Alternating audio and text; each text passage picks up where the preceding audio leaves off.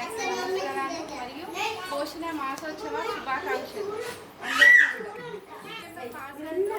ఈ పోషణ మాసోత్సవాలు అనేది ఈ పథకాన్ని పోషణ అభియాన్ అనే ఒక పథకాన్ని అమలు చేయడం జరిగింది సెంట్రల్ గవర్నమెంట్.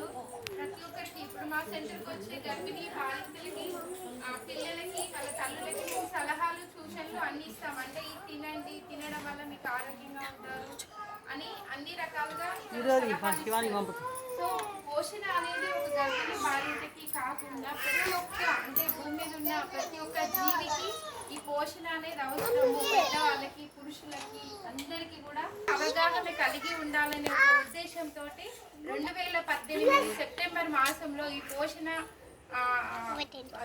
అభియాన్ అనే ఒక పథకాన్ని కొత్తగా అమలు చేయడం జరిగింది.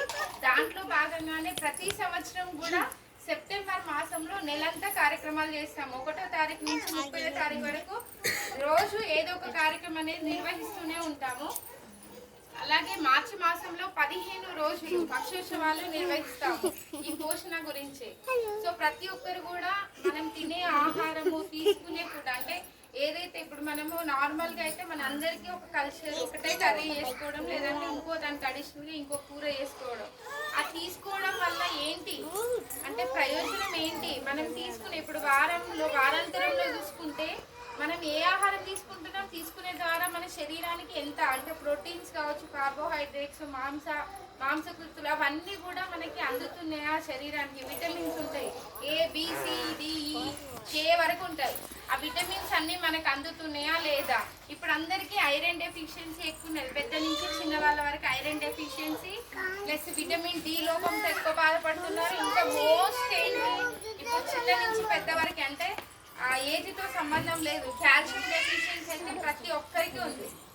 సో ఎందుకు ఇవన్నీ డెఫిషియన్సీ ఎందుకు వస్తున్నాయి అంటే మనం తీసుకునే ఫుడ్ సరైనగా తీసుకోకపోవడం వల్లనే ఇవన్నీ మనకి వస్తున్నాయి. ఇప్పుడు మోకాళ్ళ నొప్పులు అంటే ఒకప్పుడు 40 లేదంటే 50 వాళ్ళకి మోకాళ్ళ నొప్పులు వచ్చేది. ఇప్పుడు అసలు 20, 25, 30, 40 అసలు ఎవరిని కదిలించే పరిస్థితి లేదు. మీకు ఎవరికన్నా తెలుసా? చెప్పండి మదర్స్ మీరు. నువ్వులు, పాలు, వెరీ గుడ్. ఇంకా బెల్లంలో కూడా వస్తుంది ఐరన్, పల్లీలు వస్తుంది. ఇంకా పల్లీలలో కాల్షియం, ఐరన్, ప్రోటీన్స్ ఉంటాయి. ఇంకా మనం వెజిటబుల్స్